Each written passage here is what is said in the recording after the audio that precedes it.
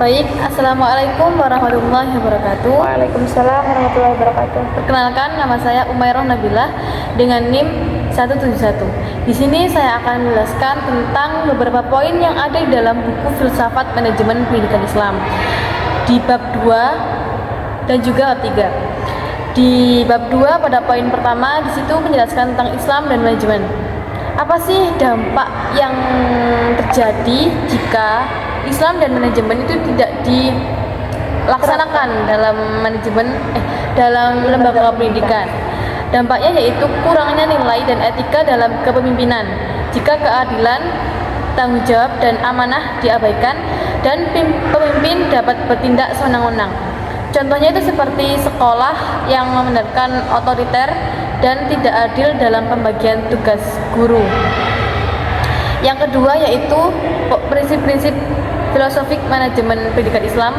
Dampaknya jika tidak dilakukan dalam lembaga pendidikan yaitu ketidakadilan dan konflik internal. Terjadi ketimpangan dalam pembagian tugas dan munculnya konflik antar guru.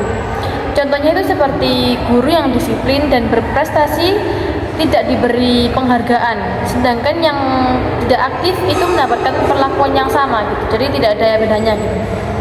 Yang ketiga, manajemen sebagai ilmu filosofis dan sistematik.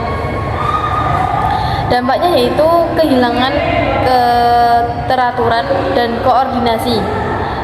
Tanpa pendekatan holistik, masing-masing kebagian dalam organisasi pendidikan dapat bekerja secara terpisah tanpa koordinasi yang baik. Contohnya seperti program pengembangan kurikulum yang tidak terkoordinasi dengan baik antar guru mata pelajaran yang berbeda, sehingga terjadi ketidaksesuaian dalam pembelajaran yang diberikan kepada siswa. Yang keempat atau pada poin D yaitu perubahan penting dalam filsafat manajemen jika tidak dilakukan dalam lembaga pendidikan.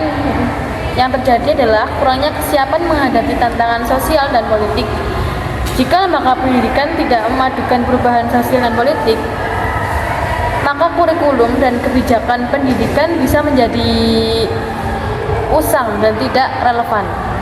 Contohnya seperti jika kebijakan pendidikan tidak memperhatikan isu-isu sosial terkini, maka pendidikan di lembaga pendidikan tersebut tidak sensitif terhadap perubahan sosial yang terjadi di masyarakat. Yang poin terakhir pada bab 2 yaitu pola-pola nilai dalam manajemen pendidikan.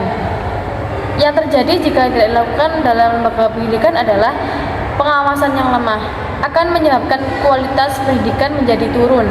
Jika tidak ada evaluasi dalam metode pengajaran, lembaga pendidikan tidak dapat mendeteksi masalah yang terjadi, seperti rendahnya prestasi siswa. Yang selanjutnya yaitu pada bab 3. Yang poin pertama yaitu hakikat dasar aliran filsafat manajemen. Jika tidak dilakukan atau tidak diterapkan dalam lembaga pendidikan, maka akan kehilangan inspirasi dan motivasi pendidik. Tanpa inspirasi dari filsafat pendidikan, pendidik akan kehilangan semangat dalam mengembangkan metode pembelajaran. Misalnya seperti seorang guru yang hanya mengajar untuk menyelesaikan kurikulum tanpa menyentuh nilai-nilai kemanusiaan. Yang poin kedua yaitu jenis-jenis aliran filsafat. Dampak jika salah satu dari jenis aliran filsafat manajemen ini tidak dilakukan di lembaga pendidikan, akibatnya adalah materi pembelajaran tidak sesuai dengan kenyataan kehidupan dan membuat siswa sulit menerapkannya di dunia nyata. Contohnya seperti siswa hafal teori ekonomi tapi bingung saat harus mengatur keuangan sederhana dalam kehidupan sehari-hari. Yang selanjutnya yaitu pada poin 3, implikasi teoretik aliran filsafat dalam manajemen.